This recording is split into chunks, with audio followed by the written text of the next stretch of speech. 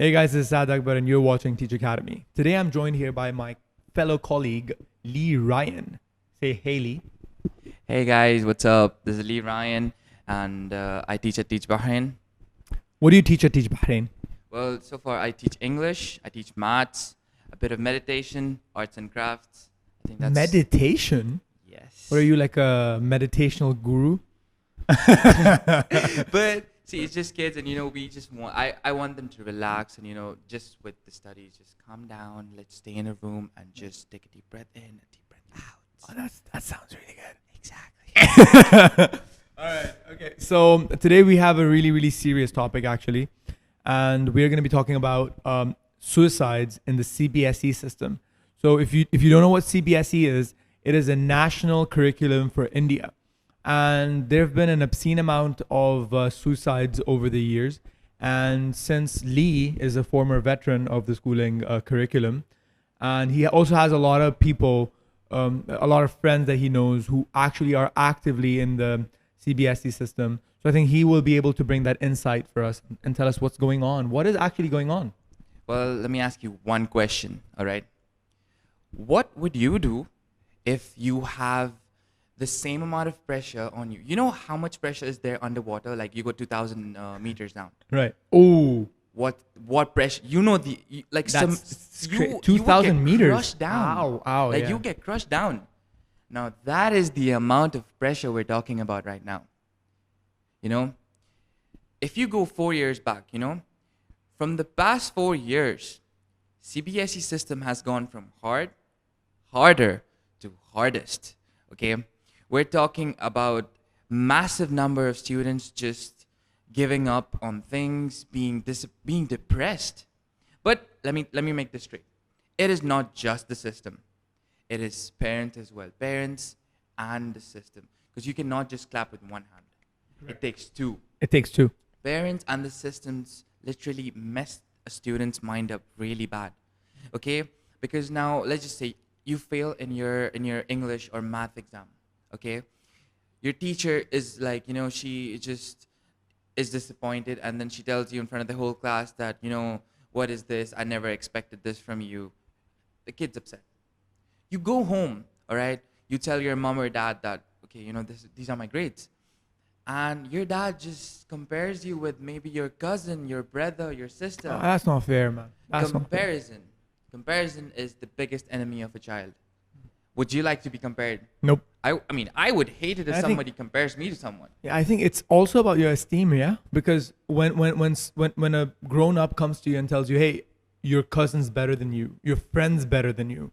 So I think a lot of the kids, they take a big personality hit too, because that kind of, negative affirmation about yourself cannot be conducive to growth. It has to be damaging somewhere on the personality, yeah? Yeah, because you go on this, you're just like, what if I'm just no good for nothing? What if I can do it? Whereas now, put yourself in another situation where, let's just say you scored bad marks now, okay? But your teacher was like, listen, we all make mistakes, but you could do better, all right?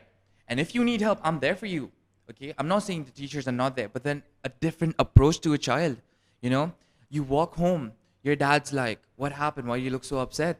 Okay? First of all, if your dad was that, your parents, some parents are, but there are some parents who are actually not that supportive. So they add to the pressure. A lot. Let me give you an example. I had a friend back then. This is when I was writing my board exams. I had a friend, and this was during our math exam. Guess what happened? What? He was so pressurized, his eyebrows fell off. Oh my God, you're not kidding. His eyebrow. Tell me what. I don't know any person I don't know anyone whose either. eyebrow. I just saw him, and I'm like, bro, what's wrong? He's like, nothing. I don't want to talk about it. I just understood that there is something wrong. This is stress to the next level. Look, again, this kind of stress, like I said earlier, cannot be conducive to growth, right? You need to have independent atmosphere. And I think that much focus on academics or theory isn't good either, because you need all-round development, don't you? So personality, emotions, working on your career, working on your physique, all of those other faculties of the mind should also be given the same amount of attention. But what I feel like is happening in the CBSE system is that you have all the other faculties of the mind put on, the backdrop, and then you've got academics. It takes all the attention. So therefore making it very, very stressful. Is that what you're trying to say? Exactly. Now, the thing with CBSE is they've got quantity. They've got a lot of students all over the world, but there's no quality. I'll tell you why. Bars. I'll literally tell you why. Tell me something. If you had a system where you're not pressurized, in fact, you're heard out, let's just say, the exam seasons are the most stressful seasons for a student, to be very honest. Okay?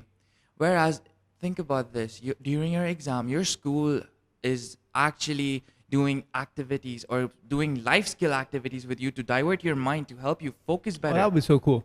Imagine, you have We mental do that. peace. We're different. Yeah, we're different. We're for built sure. different. Yeah, we're built different. But- Absolutely. Imagine you have mental peace.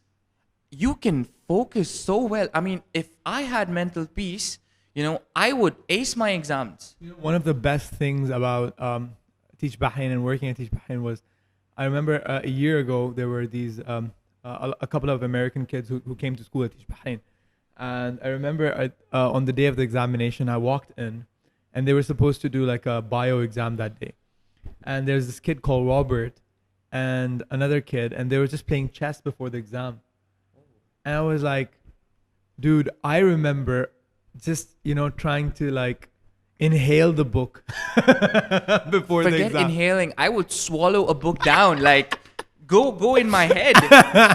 But actually, those kids, that was really good. That's a good brain boosting activity. Playing chess. Absolutely. That's so good. Yeah, I agree. I mean, I think what you said earlier like registers very well. I think the parents need to take the attention off of the academic.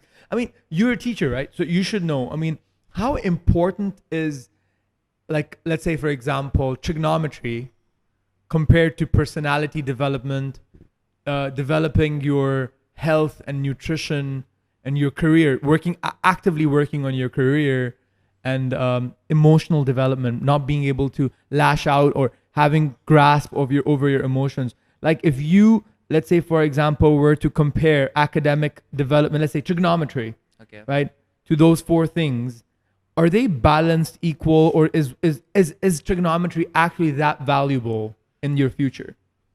No. What does that mean? No. I'll tell you why. Trigonometry or algebra, both of these. Not everybody wants to choose science stream. There are different streams, right? Not everybody has the same mind. Every child is different. Okay, every kid has a different mindset. So let's just say, I don't know till date, where am I going to use any of those formulas in my life? You're a teacher. Yeah, I would if I had a different field. Let's just say if I went into science or engineering. That makes I would sense. maybe. But now, I don't think I am using them. In fact, if back in school they taught me how to actually socialize with people, which I had to learn by myself, how to actually, get into an interview and how to answer all their questions. Basic You know? accounting, budgeting. Exactly. If that was taught back there in school, every single child would be so confident where they could just walk into any place and be, just like, hey, what's up? My name is this, and I'm from here, I'm from there. In fact, just being there like, hi, how are you? You see the confidence, the pressure. Also skill development, right? Exactly. So to be able to graphic design, or to be able to film, or to be able to, let's say, like we're moving into AI very soon. So like artificial intelligence, or like any skill for that matter. Something that could help them build their future to a next level. So why isn't that important at schools? Why isn't that important in CBSE? They need to take this seriously, because you cannot just judge a kid on his academics. A kid is marked as a loser if he does not score good marks. That's not fair. Imagine, let's just say you're good in you're in the school's band, okay? You're good in football. You're an athlete, okay? You run fast. But let's just say you score bad marks. You're considered a loser. Is that fair? No, and then how could that develop the child's esteem? Like, how could that be productive towards the child's personality when all they hear about themselves is negative? Do you feel that? All they could hear about themselves is just negative affirmations from all the adults around them, just because of the fact that a metric, let's say mathematics or biology, like that metric isn't, you know, where it's supposed to be. I'm not saying that's not important. I mean, I'd say like knowing GCSE level biology has actually helped me a lot in understanding macronutrients and, say, for example, understanding how the digestive system works or how the heart works. It's important, but then All that's basic, important information. correct, But some things are just not everyone's cup of tea, you know? correct, And just because they cannot do them, you just cannot just tell them that, oh, you're useless. fair enough. You can't actually judge a person on tiny things. He could be better in maybe English. He could, or he or she could be better in sports. Correct, Could be good in music. right. Okay, but also the thing is, what their CBSE system has also been racist. If you don't know that, okay, I'm not going to mention any school name, nothing. But okay, in the Middle East, there's been schools where they have been racist to most Arab kids. Ouch. I heard some news, you know, that there was some teacher who was telling the Indian students that you should not sit with the Arab kids because they're going to be a bad influence on them, and that hurt me. See, that's You know? antisocial behavior, right? That's antisocial, right? Exactly. Living in an Arab country and then not being You able say to this, socialize with. having the guts to say that. That's not That fair. is so wrong. It's not fair to the kids either. Imagine the kids would have a different, because you are creating a different mentality. A rift? Because he or she sees this throughout their life now. Because they'll be like, yeah, they're wrong. You know, I'm not going to hang out, and that's what creates a different impression, which is wrong. Fair and enough. that's where teachers play Right. an So important role. give me a closing remark. Like, how could CBSE do something so that it does not kill the amount of students that it actually kills every year? CBSE needs to actually hear students out. You know, instead of suspending their kids during inspections, start hearing your kids out. Because your kids, your students are what matters to you, and they are actually the future. Absolutely. So instead of just, you know, not listening to them, hear them out and see what they have to say and how you can help them. Not just the system, even parents. Understand your child, because one day you might lose them and you'll regret it. And maybe, like, from my side also, like, I'd like to add to that, and maybe try to have a bigger vision, try to get out of the tunnel vision of academia, and then probably think beyond just academics. Maybe try to look at their personality too. Maybe try to add a little bit of attention to how they're growing physically. Maybe try to add a little bit of attention to what their career is going to be. You know, I understand that math and science is important to a lot of parents out there, but there's a world beyond that. There are a lot of kids who have been able to have very strong personalities and make it, not just make it, but excel in their fields. Exactly. Right? Despite of not making it in science, for example, right? Like Lee said, it's not everyone's cup of tea. I mean, I think we should be able to, as adults, as guardians of the future generation, we should be able to look at a worldview which is beyond academia. We should be able to look at a overall complete development of a child rather than just pinpointing on that particular aspect and then judging them based on that. That's where it goes wrong. Exactly. Judgment, passing judgment based on the fact that, oh, you're not good at this, you're not good overall. That's what happened last year. You know, a kid from grade 9 committed suicide. Ouch. Guess for what? What? Guess.